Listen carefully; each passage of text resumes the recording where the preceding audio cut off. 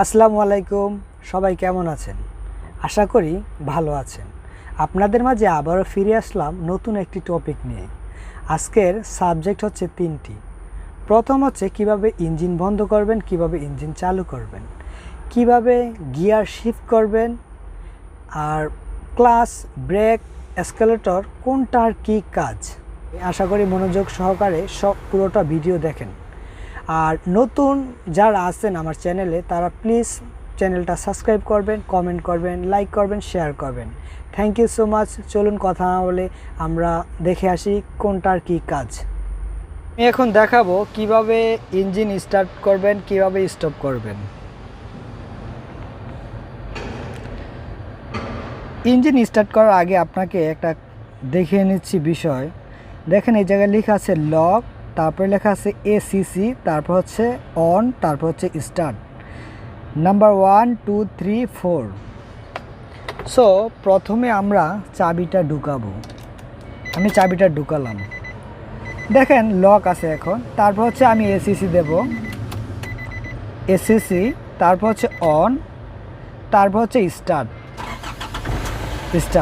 একটা বিষয় লক্ষ্য রাখবেন, যখন আপনি স্টার্ট করবেন 2 থেকে 3 সেকেন্ড ধরলেই এনাফ। যখন স্টার্ট হওয়ার পরেও চাবিটা ধরে রাখবেন না। যদি চাবিটা ধরে রাখেন তাহলে লরি বা কার সেলফের সমস্যা হয়।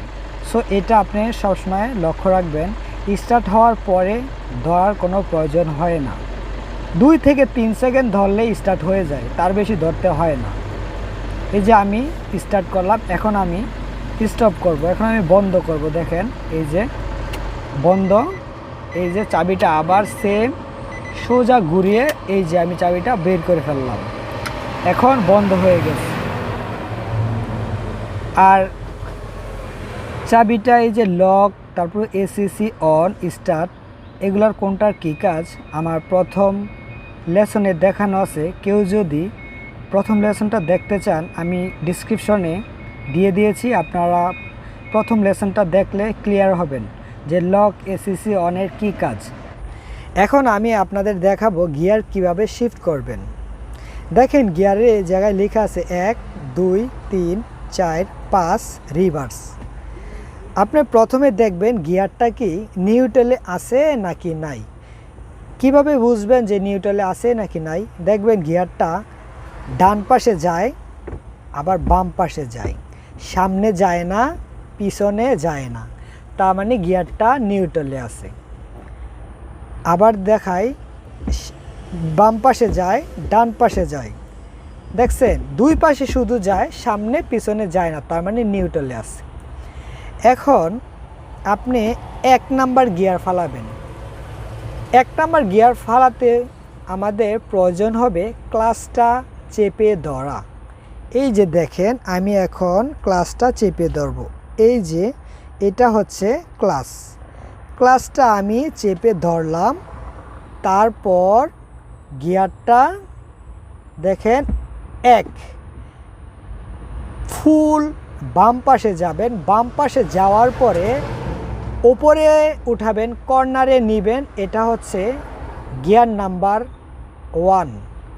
দ্বিতীয় গিয়ার কিভাবে ফালাবো, সেম আমি ক্লাচটা ধরব, তারপর 1-এর বরাবর সেম সোজা নিচে নামবো, এটা হচ্ছে গিয়ার নাম্বার 2। গিয়ার নাম্বার 3-তে কীভাবে ফালাবেন, দেখেন ফুল বাম পাশে গেলেন, ওপরে গেলেন 1, নিচে নামলেন 2। এখন আমি গিয়ারটা এই যে দেখেন মাঝ বরাবর আনলাম, মাঝ বরাবর দেখছেন 3, মাঝ বরাবর সোজা ধাক্কা মারবেন 3। আবার 4 সেম নিচে নামবেন 4, দেখছেন সেম 3-এর বরাবর, দেখছেন 3-এর বরাবর 4। এখন পাশে আপনি কিভাবে যাবেন, নিউট্রাল করবেন, মানে এই যে 4-এর থেকে এভাবে ডান পাশে ফুল ডান পাশে যাইয়া আবার উপরে সেম যেরকম গিয়ার নাম্বার 1-এর মধ্যে ফালাইছেন, বাম পাশে যাওয়ার পরে কর্নারে যাওয়া লাগে, সেম ডান পাশে ফুল ডান পাশে আসার পর কর্নারে যেতে হয় গিয়ার নাম্বার 5। যখন আপনি রিভার্স দিবেন, এই যে নিউট্রাল আছে, এখন রিভার্স দিতে গেলে ফুল ডান পাশে যাওয়ার পরে কর্নারে যাবেন, এটা হচ্ছে রিভার্স। আপনি যদি গাড়ি পিছনে নিতে চান, ব্যাক গিয়ার দিতে চান, তাহলে রিভার্সের প্রয়োজন হয়। ঠিক আছে, এখন আবার আমি নিউট্রাল করি। প্রথমে দেখবেন নিউট্রাল আছে কি না। গিয়ার যখন ফালাবেন ক্লাসে ফুল পাড়া দিবেন। এই যে দেখেন, ক্লাসে ফুল পাড়া দিবেন।